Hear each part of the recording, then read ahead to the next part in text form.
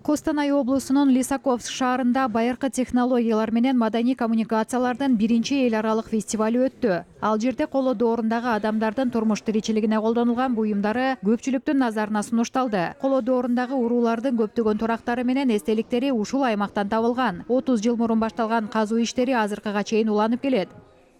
Для такого небольшого города, как Лисаковск сыяктуу кичинекей шаар үчүн ушундай музейдин болгону жакшы көрүнүш. Экинчиден, мындай иш-чаралардын туризм багыттагы мааниси жогору. Илимий агартуучулук жана туристтик мааниси бар. Посмотрим, как это работает, как наука служит, так сказать, туризму и просвещению.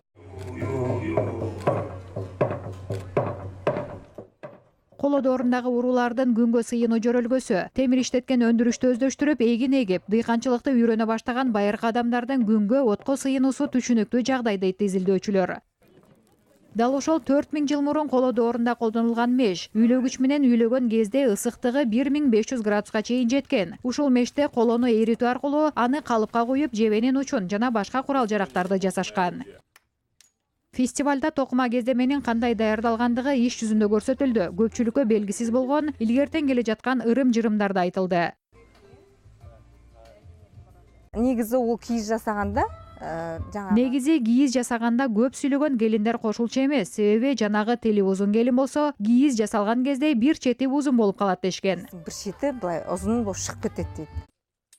Ачык асман алдында өткөн тарыхый иш-чарага келгендер ошол кездеги кийимдерди кийип, куралдарды колго алып көрүү мүмкүнчүлүктөрүнө ээ болушту. Уюштуруучулар ушундай фестивалды салттуу түрдө өткөрүп турууну көздөшүүдө.